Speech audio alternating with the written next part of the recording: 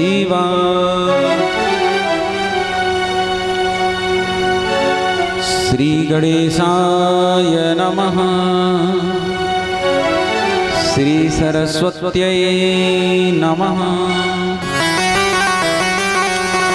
श्री राधा कृष्ण चरण कमलेभ्यो नमः। श्री उमा महेश्वराभ्यां नमः। श्री सीतारामाभ्यां नमः। श्री सद्गुरु श्री रावतपुरा सरकाराय नमः। मात पितृ चरण कमलेभ्यो नमः।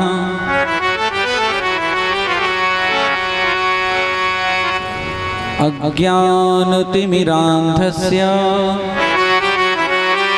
ज्ञानाञ्जनशलाकया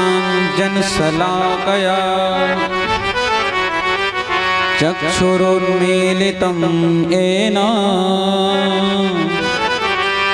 तस्मै श्री गुरुवे नमः।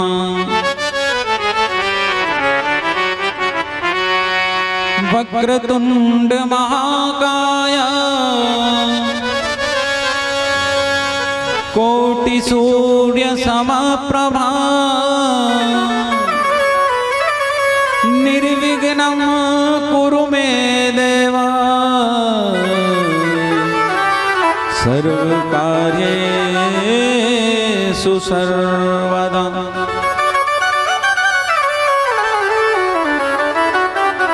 भवानी शंकरो वंदे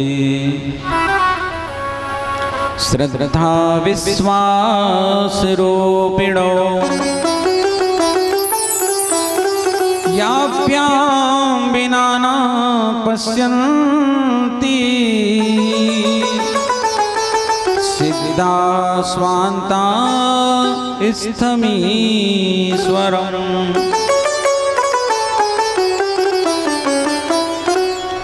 वागर्था विव संप्रक्तौ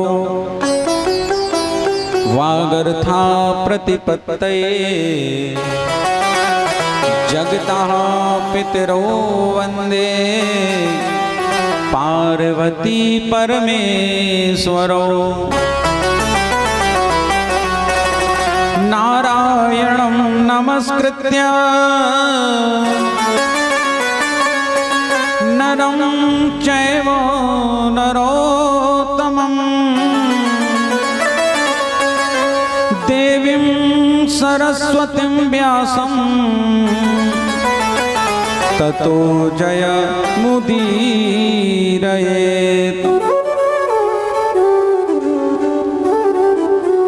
जयन्ती मंगला काली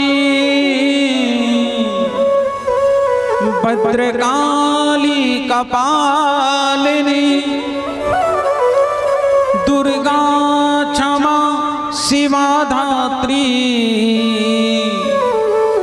स्वाहा स्वधा नमोस्तुते।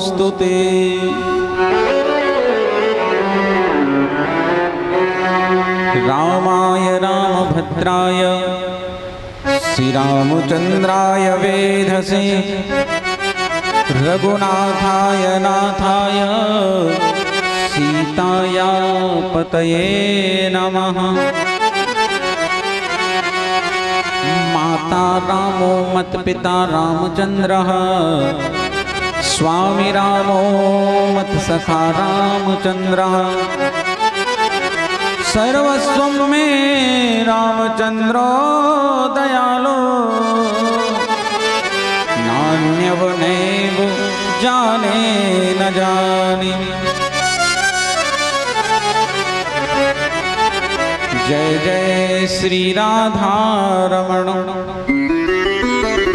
जय जय नवल किशोर जय गोपी चित चोर प्रभु जय जय माखन चोर।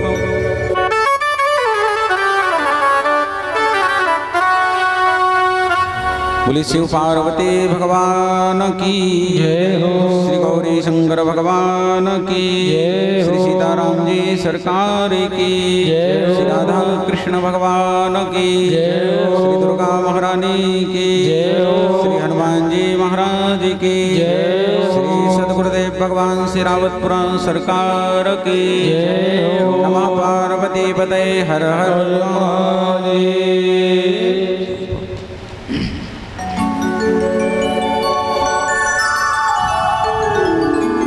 परम मंगलमय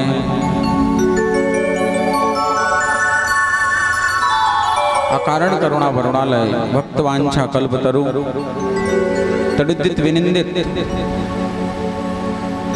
बागंबरधारी भगवान शिव के पावन दिव्य चरित्र श्री शिव महापुराण की पावन और दिव्य कथा में भगवान शिव पार्वती के श्री चरणों में व्यासपीठ से बारंबार प्रणाम करते हुए परमाराध्य भगवती जगजननी माता गौरी, माता पार्वती, माता कुलदेवी के चरणों में व्यासपीठ से बारंबार प्रणाम करते हुए मन मना भव भद भक्तो मत्याजी मां नमस्कुरु मामे वैश्यसि युक्तवैवा मात्मानं मत्परायणः। शिव प्रियतमो गेयो रुद्राक्षा पर पावना दर्शना तो स्पर्श ना जा जप्यात् सर्व पाप हरः स्मृतः। बोले शंकर भगवान की जय हो। इस 9वें सार्वजनिक श्रावण महोत्सव का आज द्वितीय दिवस मंगलमयी बेला और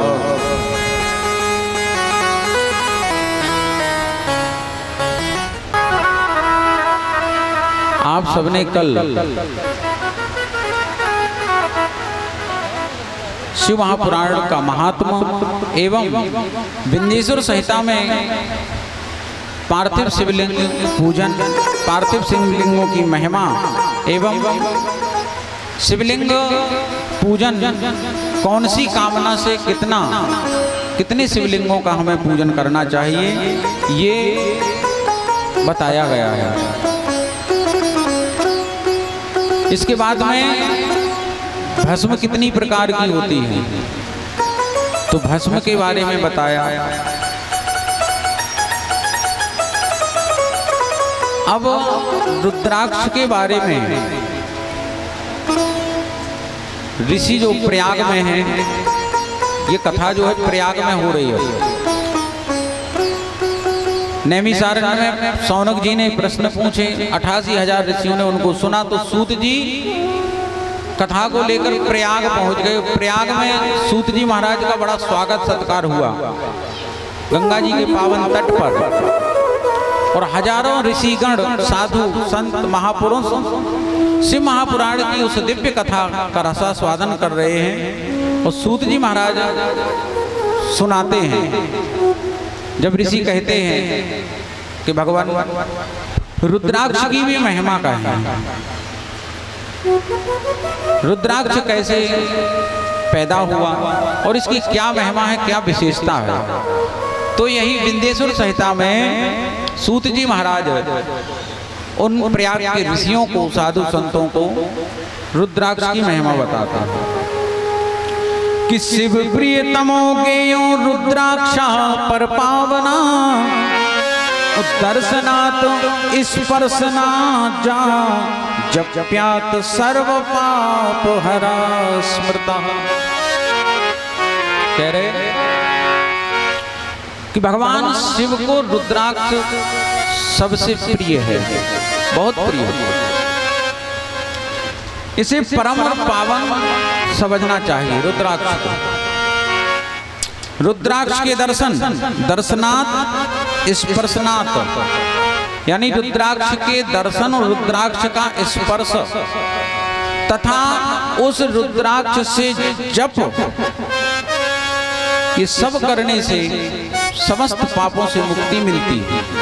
पापों का हरण करने वाला है रुद्राक्ष, उसका दर्शन, उसका स्पर्श और उसकी माला से जाप, ये पापों का हरण करने वाला है। रुद्राक्ष की उत्पत्ति के बारे में सूत जी महाराज सौनकादिक ऋषियों से कहते हैं, ऋषियों, भगवान शिव के द्वारा ही रुद्राक्ष प्रकट हुआ। एक बार भगवान शिव की अखंड समाधि चली, जो पूरे 1 सहस्त्र वर्ष 1000 वर्षों की रही। 1000 वर्षों तक भगवान शिव ने एकाग्र चित्त होकर के जब ध्यान लगाया तो ध्यान करते हुए शिवजी का मन थोड़ा क्षुब्ध हुआ स्वतः। वो क्षुब्ध जब मन हुआ, थोड़ा ध्यान में दुख हुआ, तो दुख होता है तो महाराज नेत्रों से आंसू निकलते हैं। तो भगवान शिव के नेत्र से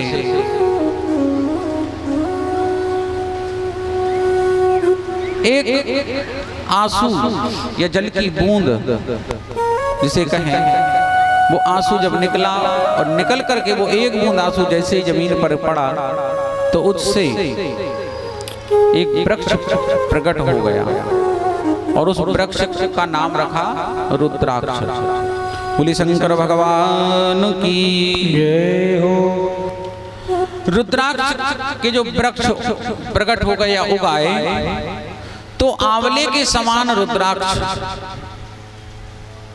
कुछ बेर के समान भी, कुछ चने के समान भी, तो अलग अलग रुद्राक्ष उसमें लगे। सूत जी कहते हैं, शिव जी ने जब माता पार्वती ने शिव जी से इस वृक्ष के बारे में पूछा, तब भगवान शिव ने जो पार्वती जी से कहा वही सूत जी महाराज उन ऋषियों से कह रहे हैं। शिव जी ने कहा, जब पार्वती जी ने पूछा कि भगवान ये वृक्ष किसका है, इसका क्या फल है, इसका दर्शन स्पर्श, तो शिव जी ने कहा कि देवी ये रुद्राक्ष है जो मुझे अति प्रिय है। इसमें जो आंवले के बराबर जो रुद्राक्ष दिख रहा है, ये रुद्राक्ष श्रेष्ठ रुद्राक्ष है। बेर के समान जो दिख रहा है बोले मध्यम है, और चने के समान जो रुद्राक्ष दिख रहे हैं ये अधम है। बेर के बराबर रुद्राक्ष सुख सौभाग्य को बढ़ाने वाले हैं, और जो चने के बराबर जितना छोटा रुद्राक्ष होता जाएगा उतना ज्यादा वो शक्तिशाली होता जाएगा, उतना लाभ। जितना छोटा रुद्राक्ष उतना लाभ।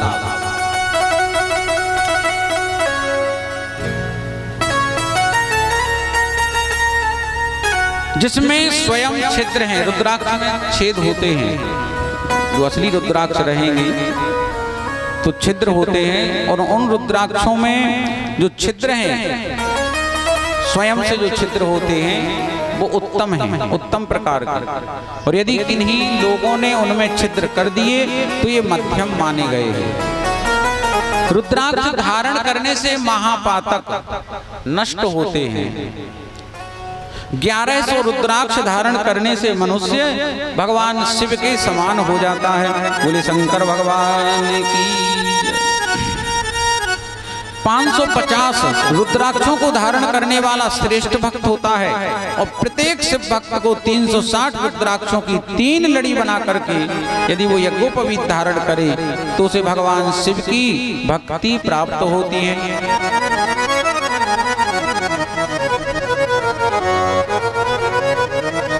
ब्राह्मणों के लिए श्वेत रुद्राक्ष लाभदायी बताया।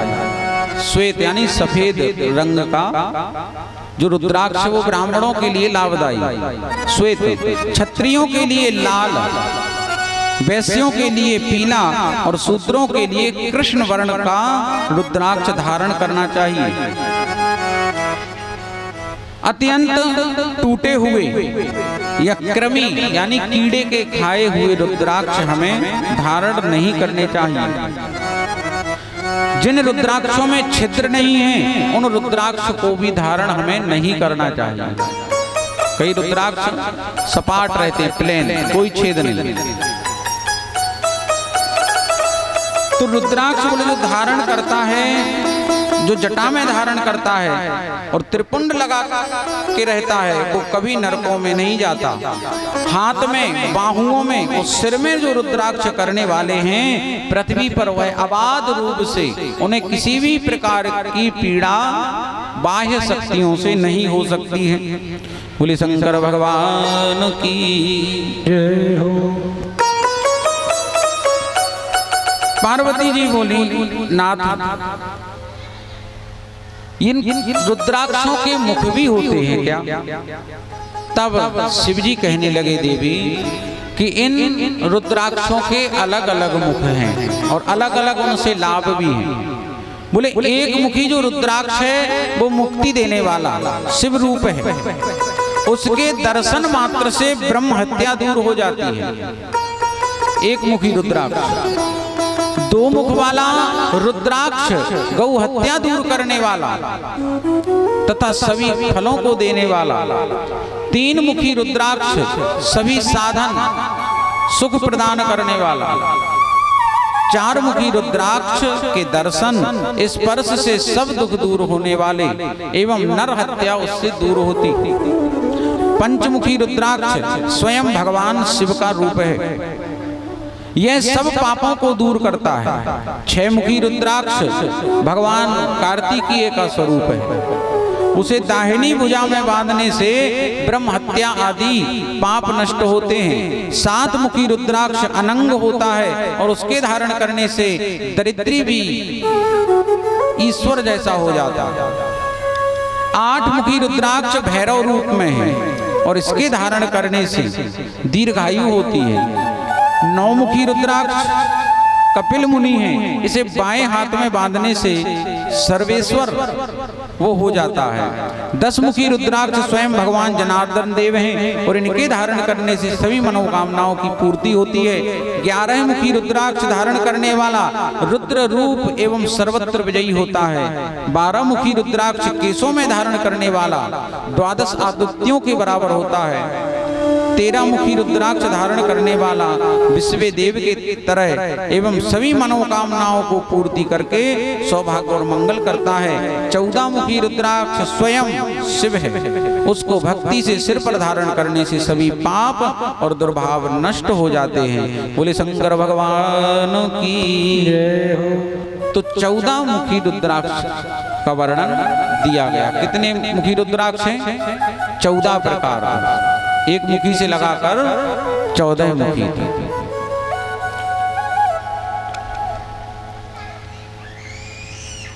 रुद्राक्ष जब हम धारण करें या पहने तो कभी बिना मंत्र के रुद्राक्ष को धारण नहीं करना चाहिए। बिना मंत्र बोले रुद्राक्ष धारण नहीं करना। 14 जो रुद्राक्ष हैं, उन 14 रुद्राक्षों के अलग अलग देव हैं और जो जिस मुख का रुद्राक्ष आप धारण कर रहे हैं और उसी मुखी के देव का आपको आवाहन करके और फिर रुद्राक्ष को धारण करना चाहिए। तो रुद्राक्ष की महिमा। तो विंध्येश्वर संहिता में पार्थिव शिवलिंग, शिवलिंगों के प्रकार, भस्म और रुद्राक्ष महिमा ये बताया। अब यहां से रुद्र संहिता। तो रुद्र संहिता में एक तो सृष्टि खंड है और दूसरा सती खंड है, जिसमें शिव और सती के विवाह की कथा है। ऋषि कहते हैं सूत जी महाराज से कि अगुणो गुणताम याति कथम लोके महेश्वरा शिव तत्वं वयं सर्वे ना जानीमो विचारतः। ऋषि कहते हैं कि हे सूत जी महाराज, भगवान शिव तो निर्गुण हैं, तो सगुण कैसे हो जाते हैं? हम शिव तत्व को जानना चाहते हैं कि शिव तत्व आखिर क्या है। तब सूत जी महाराज जो व्यास जी के कृपा पात्र शिष्य हैं कहते हैं कि सदा शिव कथा प्रसन्ना पुरुषांश्र तीन पुनाति वक्तारं प्रच्छकं श्रोतम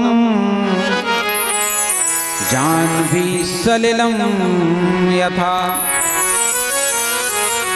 बोले भगवान शिव की कथा को पूछने वाला, भगवान शिव की कथा को कहने वाला और भगवान शिव की कथा को सुनने वाला, ये तीनों ही पवित्र हो जाते हैं। यानी कोई अगर शिव कथा के बारे में पूछे तो वो पवित्र, जो कथा कह रहा है शिव जी की वो पवित्र, और जो सुन रहा है वो पवित्र। वक्तारम प्रच्छकम श्रोतम, वक्ता श्रोता और प्रच्छक यानी पूछने वाला, प्रश्न करता, तीनों ही पवित्र होते हैं। सूत जी महाराज ऋषियों से कहते हैं, ऋषियों एक बार श्री नारद जी महाराज तप करने के लिए शिव क्षेत्र में गए। शिव क्षेत्र में तप करने के लिए नारद जी गए तो एक गुफा दिखी, और उस गुफा में जाकर के नारद जी महाराज तपस्या करने के लिए बैठ गए। वो क्षेत्र, वो स्थान शिव जी का स्थान था, और उस स्थान में भगवान शिव ने काम का दहन किया था। जहां नारद जी तप करने के लिए बैठे, उससे पहले शिव जी ने वहां तपस्या की थी, समाधि लगाई थी। कामदेव आया था, जल करके भस्म हो गया, तो काम को नष्ट कर दिया था शिव जी ने। इसलिए वो उतना जो क्षेत्र है वो शिव क्षेत्र कहा गया, यानी वहां पर काम का प्रवेश नहीं होता था। उस जगह मात्र पे जो स्थान था वहां कामदेव या काम का प्रवेश वहां नहीं होता। महाराज जी उसी क्षेत्र में बैठ के तप करने लगे। बड़ा घनघोर तप नारद जी महाराज ने किया। अखंड तप जब किया महाराज, तो इंद्र का आसन जो है वो डोल गया, इंद्रासन। और इंद्रासन ऐसा बोलता है महाराज के काऊ ने अगर नेक तपस्या करी तो हमेशा सिंहासन को एक नट, एक बोल्ट हमेशा ढील और इंद्र के सिंहासन पर। थोड़ी तपस्या भई और महाराज तुरंत सिंहासन हिलने लगता है। जैसे गोविंद सागर बांध है ललितपुर में, कहीं भी 3 घंटा बारिश हो जाए उसके गेट खोलने पड़ते हैं। 3 घंटा हो जाए कहने को बांध है, लेकिन 3 घंटा अगर बारिश हो गई तो पता लगा कि गेट खोलो। तो ऐसे ही सिंहासन है इंद्र का, उदाहरण दे रहे। सिंहासन ऐसे ही इंद्र का है। काऊ ने तपस्या करी और इंद्रासन हले, इंद्रासन हले और इंद्र का बढ़ाए। देखो कौन है, कौन तपस्या करता। सब देवता इधर उधर भागने लगे, ढूंढने लगे कौन कर रहा। पता चला कि नारद जी तपस्या कर रहे। नारद जी तपस्या कर रहे हैं। नारद जी की तपस्या में बहुत विघ्न रहा। देवता आए, कोई अग्नि वर्षा करे, कोई जल वर्षा करे, कोई वायु चलाए, लेकिन नारद जी की समाधि जो है वो अखंड थी। जब समाधि से तप से नहीं उठे नारद, इंद्र को बड़ी चिंता सताने लगी। और इंद्र को जब चिंता सताई तो कामदेव का अनुसरण किया। और जब कामदेव का अनुसरण करा, इंद्र ने आदेश मिला, कामदेव गए अपने 5 पुष्पों के बाण को लेकर के कामदेव जब नारद जी के यहाँ पहुंचे, जहाँ तपस्या कर रहे थे, और उन बाणों को छोड़ने लगा, चलाने लगा। लेकिन उस क्षेत्र का प्रभाव था कि काम वहां प्रवेश ही नहीं करता। महाराज बहुत नृत्य आदि अप्सराओं के कराए, लेकिन अंतोगत्वा कि सीम की चाप, सीम की चाप सके को तासु, बड़े रखवार रमापति जासु। श्री राम जय राम जय जय राम, श्री राम जय राम जय जय राम। कामो कला कछु, काम कला कछु मुनहि न व्यापी, निज भय डरऊ मनोभव पापी। श्री राम जय राम जय जय राम, श्री राम जय राम जय जय राम। बड़ रखवार रमापति जासु। नारद जी पर कृपा भगवान की है तो कामदेव भी हार गया, हार गया। घुटनों के बल कामदेव आया, हाथ जोड़ लिए नारद जी के चरणों में गिरा, और नारद जी के चरणों में जब कामदेव गिरा, नारद जी ने नेत्र खोले तो काम को हारा हुआ देखकर महाराज छाती चौड़ी हो गई नारद जी की। कामदेव इसका मतलब है तुम हार गए। कामदेव बोले मुनिवर मैं हार गया, आप जीत गए। आज आपने काम पर विजय प्राप्त कर ली। और जब नारद जी ने ये सुना, कामदेव जब स्वयं कह रहा मैं हार गया आप जीत गए, तो नारद जी महाराज को अभिमान आ गया कि मैंने काम पर विजय प्राप्त कर ली। कामदेव तो वहां से हारा, थका चला गया।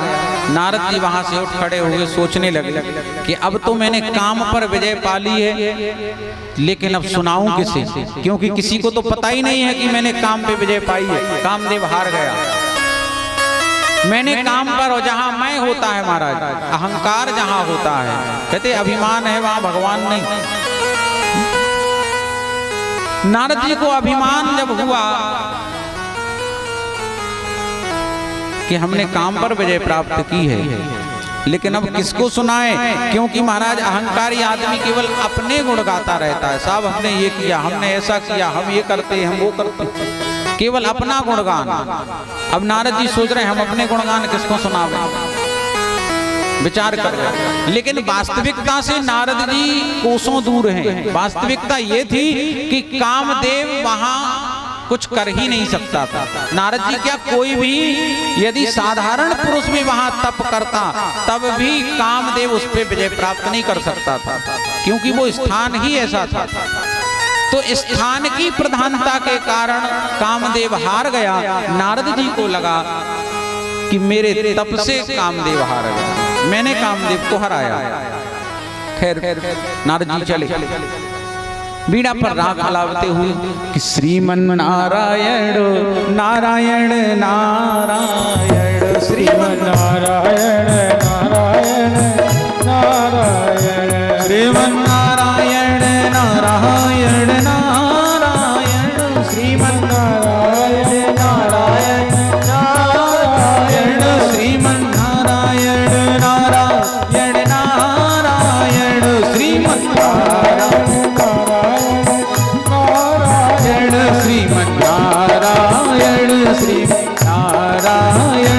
श्रीमन नारायण नारायण नारायण, श्रीमन नारायण श्रीमन नारायण श्रीमन नारायण नारायण नारायण।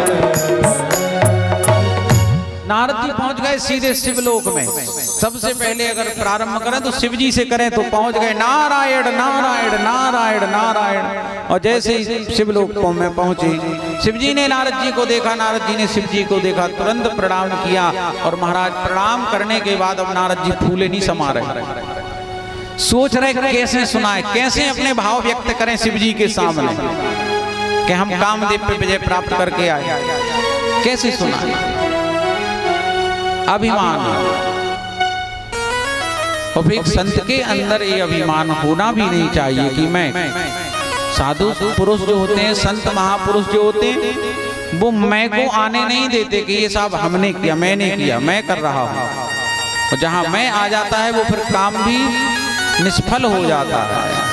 मैं कर रहा हूँ, कई लोग कहते नहीं ये मैंने किया, ऐसा मैंने किया, सब करने वाला कराने वाला भगवान है। कब किसके द्वारा क्या कराना है ये सब पहले से ही फिक्स है ना, क्योंकि उसकी सत्ता है। और महाराज भगवान की सत्ता और भगवान के कार्य करने के तरीके पर हमें शंका नहीं करनी चाहिए, तर्क नहीं करना चाहिए कि भगवान क्या करते हैं, क्योंकि उसको जिससे जो कराना होता है वही कराता है।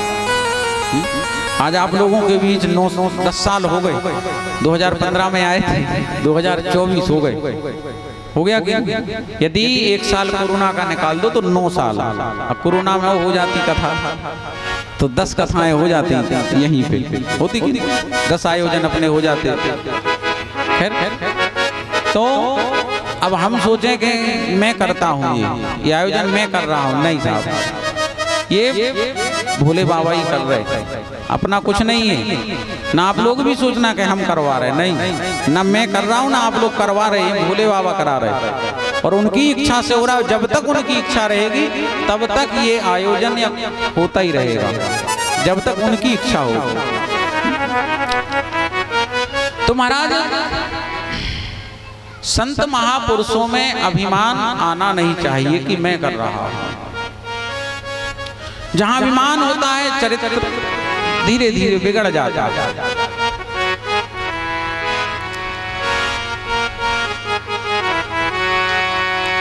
तो नारद जी को मन में ये पाल लिया था कि मैंने विजय कामदेव पर पाई है। और ये पालना, कोई भी चीज पालना यही मोह का कारण है। कोई चीज यदि आपने मन में पाल ली तो पालना ही मोह का कारण है।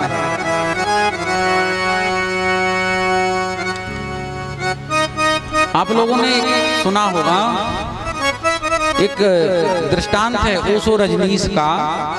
ओशो रजनीश जी कहते हैं दृष्टांत में कि पालना, कोई भी चीज अपन ने पाली और कोई मोह का कारण बन जाती है, वही जी का जंजाल बनती है पालना।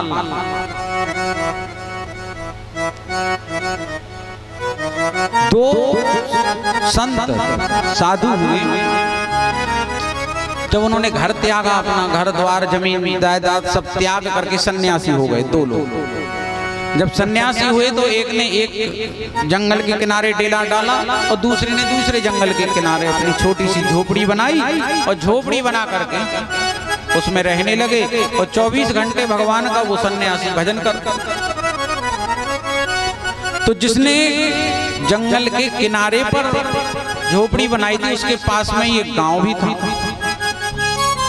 सन्यासी प्रतिदिन भजन करें भगवान का, 24 घंटे भजन, क्योंकि घर त्यागा ही इसलिए। कई लोग तो त्याग देते हैं, बाद में याद आती है। कई लोग हमने देखे हैं कि महाराज पहले वे घर छोड़ के बाबा हो गए, ठीक है, क्या हो गए?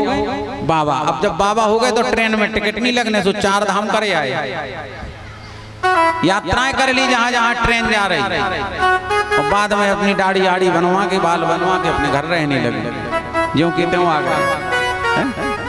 तो सन्यासी 24 घंटे भजन करें। एक दिन क्या हुआ, सवेरे उठे प्रातः काल ब्रह्म मुहूर्त में, स्नान किए। स्नान के बाद जैसे ही अपनी लंगोटी उठाई सो लंगोटी में 4-5 छिद्र हो गए, यानी उस लंगोटी को किसी चूहे ने काट दिया, ठीक है, कुतर दी। अब जब लंगोटी कुतर दी, अब क्या पहने, समस्या। जैसे तैसे व्यवस्था की, क्योंकि लंगोटी 2 ही लंगोटी लेके आए थे।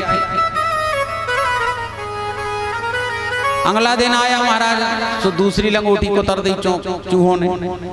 अब 2 दिन से लगातार दोनों लंगोटियां उनकी छेद हो गई या फट गई। अब बड़ी टेंशन में सन्यासी कि बताओ इन चूहों का क्या करें, चूहों का क्या करें, बताओ, हमारी लंगोटी रोज कुतर रहे। टेंशन, चिंता वही थोड़ी लंगोटी की, कह के बेई संगे लेके आए थे 2। गांव वाले कुछ लोग आते थे संत जी की कुटिया में, तो 2-4 गांव के आए, बोले महाराज जी चिंता क्यों कर रहे हैं, एक काम करो तुम एक बिलैया पाल लो। क्या पालो? बिलैया पाल लो, और बिलैया जो है वो तुम्हारी रखनवारी करे लंगोटी की, चूहों से, जैसे चूहा देखे वह मसक दे। ठीक, बात जम गई।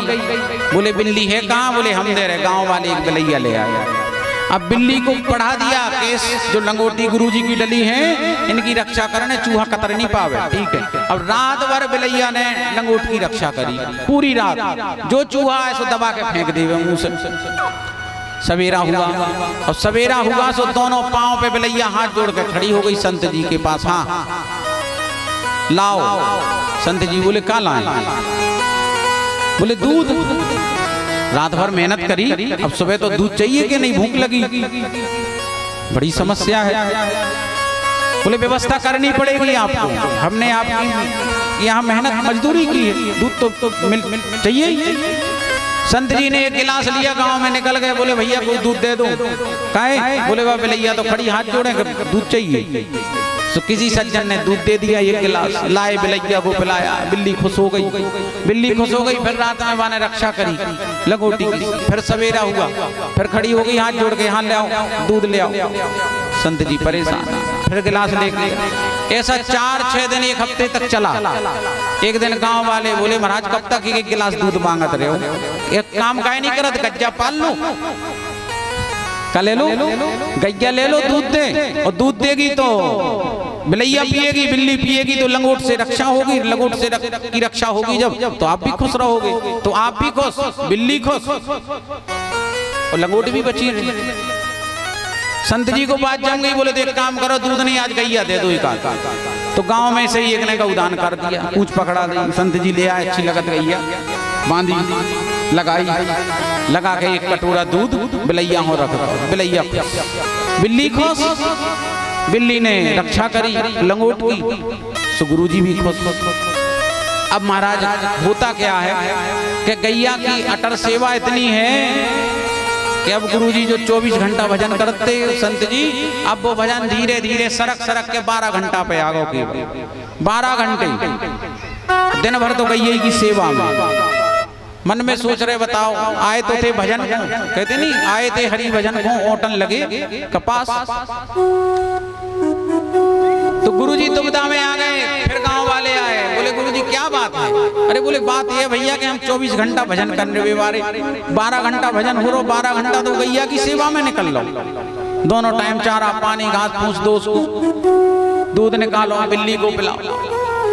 गांव वाले बोले गुरुजी एक काम करो, आपने गज्जा जब पाल नहीं और भजन नहीं कर पा रहे, तो एक काम करो कि एक आध सेविका रख लो। गांव में बेचारी एक विधवा है, बच्चे हैं नहीं, उसके पति है नहीं, तो यहीं पड़ी रहेगी, 2 रोटियां खाती रहेगी, तुम्हारी गाय की सेवा भी करती रहेगी, हरा हरा बढ़िया चारा काट के खिलाएगी, सानी बना के दूध निकाल के बिल्ली को पिलाएगी, बिल्ली तुम्हारे गुरुजी लंगोट की रक्षा करेगी, तो गुरुजी खुश, गैया भी बढ़िया, दोनों टाइम बढ़िया सेवा रहेगी, तो गैया खुश तो बिल चलता रहेगा। गुरुजी को बात जाएंगे, बोले ठीक है पहुंचाओ। तो उस विधवा औरत को पहुंचा दिया आश्रम में, और जैसे ही आश्रम में आई, बगल का एक खेत साफ कराया और उसमें महाराज घास फूस उगाई। वो औरत, वो सेवका दिन रात सेवा करे गाय की, खूब दूध दे गाय, और गाय दूध दे तो बिल्ली को पिलाए, बिल्ली जाके लंगोट की रात भर रक्षा करे। धीरे धीरे समय गुजरा तो महाराज एक साथ रहते हुए, किसी के भी साथ रहो, कितना भी कोई पत्थर दिल भी होगा तो भी प्रेम हो ही जाता है। सो एक दिन गुरुजी बीमार पड़ गए, गुरुजी हुए बीमार, तो अब उस सेवका ने, उस विधवा औरत ने सोचा कि गैया की तो सेवा कर ही रहे, अगर गुरुजी को कुछ हो गया तो क्या होगा आश्रम का। तो गुरुजी की भी वो सेवा खुशामंद करने लगी। गुरुजी की जब सेवा खुशामंद भई, तो गुरुजी को उस स्त्री से प्रेम हो गया। धीरे धीरे प्रेम होगा तो कभी वो स्त्री बीमार हो तो गुरुजी सेवा करें, धीरे धीरे प्रेम और बढ़ता गया। अब जो 12 घंटे भजन हो रहा था वो भी बंद, चौपट है। 24 घंटा वही के ख्यालों में गुरुजी खो जाए। अब गुरुजी खुश, गैया खुश, बिल्ली खुश, सब खुश, लेकिन भजन बंद है। जो घर त्याग के आए थे, सब कुछ घर द्वार, वो सब ज्यों का त्यों बन गया। गांव में, पूरे गांव में हल्ला हो गया कि गुरुजी ने तो एक औरत राख ली। एक विधवा को राख लिया गुरुजी ने। बड़े बड़े सब चर्चा करने लगे, कलंक लगाया, गांव भर इकट्ठा होके आया और महाराज झपड़िया में लगाया, गुरुजी में मारे लट्ठो भगा दो। गुरु जैसे तैसे भागते हाँपते अन्यत्र जंगल को गए। वहां जाकर उन्होंने फिर से जीवन की शुरुआत की, भजन प्रारंभ किया, एक चेला बना लिया। और जब मरने लगे तो चेला पास में खड़ा, गुरुजी कोई आखिरी उपदेश हमारे लिए, कछु अंतिम उपदेश दे दो। गुरुजी बोले बेटा सब कुछ जीवन में करना, लेकिन बिल्ली कभी मत पालना, बिलैया नहीं पालना। मर गए, इतना कह के मर गए। और मर गए तो अब चेला को टेंशन दे गए कि बिल्ली क्यों नहीं पालना, बता के तो जाती। अब चेला टेंशन में कि बिल्ली क्यों नहीं पालना। अब वो भटक रहा, सबसे पूछता।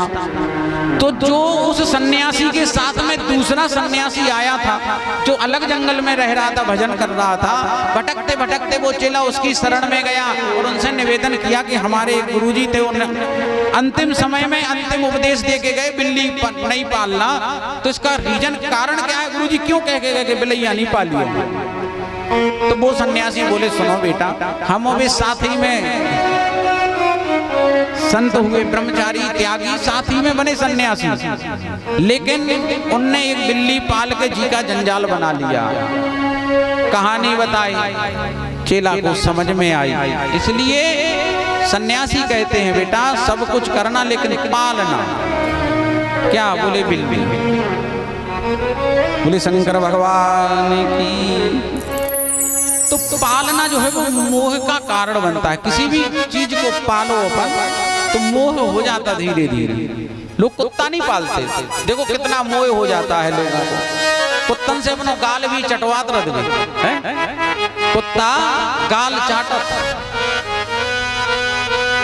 अरे नहीं चाटत बताओ, तो कुत्ता गाल भी आजकल चाट रहे। तो ये पालना और वही मोह का कारण है। नारद जी महाराज मोह में हैं और अंदर अभिमान में मद है, में मस्त हैं। और शिव जी से नारद जी कह रहे हैं, जब शिव जी ने कहा नारद कैसे आगमन हुआ, नारद जी बोले भोलेनाथ अब क्या बताएं, अरे हम तो तपस्या करने के लिए फलानी जगह गए थे, लेकिन अखंड समाधि लगी, कामदेव आया और कामदेव ने मेरी समाधि को खोलना चाहा लेकिन खोल नहीं पाया, कामदेव हार गया और हम जीत गए।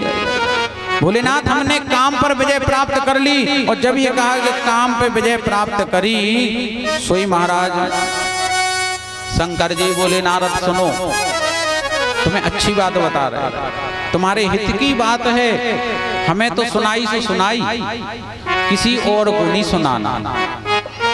हमें तो सुना दई लेकिन किसी दूसरे को नहीं सुनाना। जैसे ही नारद जी से ये बात कही, नारद जी को बड़ा बुरा लगा कि देखो हमारी बड़ाई से जलते हैं, क्योंकि हमने काम पे विजय प्राप्त की है। तो अभिमानी को अपने अगर उसके हित की बात भी आप कहोगे तो भी बुरी लगेगी। नारद जी को बड़ी बुरी बात लगी और नारद जी वहां से बीणा पे राग लापते आगे बढ़े तो अब उनसे रहा नहीं जाए, क्योंकि अब तो शंकर जी ने रोक दिया था कि किसी दूसरे को ये बात नहीं बताना। तो नारद जी पहुंच गए ब्रह्मलोक में। और ब्रह्मलोक में जब नारद जी पहुंचते हैं तो ब्रह्मलोक में नारद जी ब्रह्मा जी को प्रणाम करते हैं। ब्रह्मा जी कहते हैं बेटा बहुत दिनों में आए। नारद जी बोले पितामह हमने काम पर विजय पाली, कामदेव हार गया, हमारी अखंड समाधि लगी, तप किया और इतना तप का मेरा प्रभाव कि कामदेव आया, समाधि खोलनी चाहिए लेकिन समाधि खोल नहीं पाया, तो मैंने काम पे विजय प्राप्त की। ब्रह्मा जी बोले बेटा सुनो, हमसे तो कही सो कही, जब बताओ और कहाँ कहाँ सुना के आए। बोले बस शंकर जी को बताई और आपको बताई। तो बोले बेटा सुनो, हमें बताई ठीक है, शंकर जी को बताई ठीक है, लेकिन ध्यान रखो विष्णु जी से तो भूल के भी इस विषय पे चर्चा नहीं करना। अब नारद जी को तो और बुराई लगी, बताओ वे तो हमारे भगवान और उन्हीं की मना कर रहे हैं, उन्हें बिना बताए तो हम पानी भी नहीं पिए, उन्हें तो बताएंगे। सोचने लगे, ब्रह्मा जी ने मना किया, नारद जी वहां से चले और सीधे पहुंच गए वैकुंठ। और वैकुंठ में भगवान शेष शैया पर शांताकारं भुजगशयनं पद्मनाभं सुरेशं विश्वाधारं गगन सदृशं मेघवर्णं शुभांगं लक्ष्मीकान्तं कमलनयनं योग विद्यानगम्यं वंदे विष्णुं भवभयहरं सर्वलोकैकनाथं। बोले लक्ष्मी नारायण भगवान की। शेष शैया पर भगवान नारायण को विश्राम करते देखा। नारद जी पहुंचे, नारायण नारायण। जैसे ही नारायण नारायण बोला, भगवान ने देखा नारद को, अरे नारद आओ भाई, आइए आइए, स्वागत है। भगवान ने स्वागत किया, नारद जी बड़े खुश हो गए। लगता है ना हमारी जानकारी पहले से हो गई, लेकिन बताया किसने होगा। नारद जी बोले भगवान हमारे बारे में कुछ बात चली क्या अभी देवलोक में पूरे ब्रह्मांड। भगवान बोले ऐसा तो कुछ नहीं हुआ, ऐसा तो कुछ हुआ ही नहीं, कोई बात नहीं। तो नारद जी बोले प्रभु अब आप सुनोगे कैसे, आप तो शेष शैया पर विश्राम कर रहे, कौन सुनाने आएगा। मैं ही तो आपको तीनों लोगों की बातें सुनाने आता था, लेकिन सुनो आज सबकी सुनाते थे, लेकिन आज हमारी सुन लो। आज तक मैंने आपको जिनकी बातें बताई वे सब दूसरों की, यहाँ वहां की। आज तक मैंने अपनी बात आपको कभी नहीं बताई, लेकिन आज बता रहे। क्या बोले हमने काम पर विजय प्राप्त कर ली, और ज्यों कहा कि काम पे विजय प्राप्त करी, सो महाराज भगवान समझ गए कि नारद कहूं सहित अभिमान,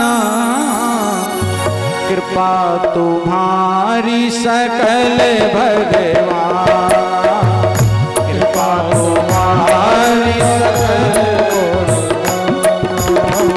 कृपा तुम्हारी सकल भगवान। नारद कहूं सहित अभिमान, नारद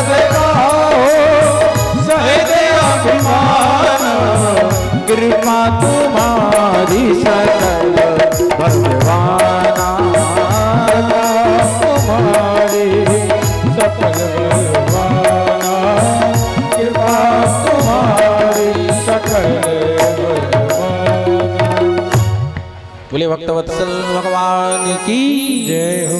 महाराज जैसे ही नारद जी ने कहा कि काम पे विजय प्राप्त कर ली, भगवान फौरन समझ गए, तुरंत ही भगवान समझ गए नारद जी के हृदय में अभिमान का वृक्ष उग आया है, और इसको यदि जल्दी नहीं काटा तो समस्या मेरे भक्त को होगी।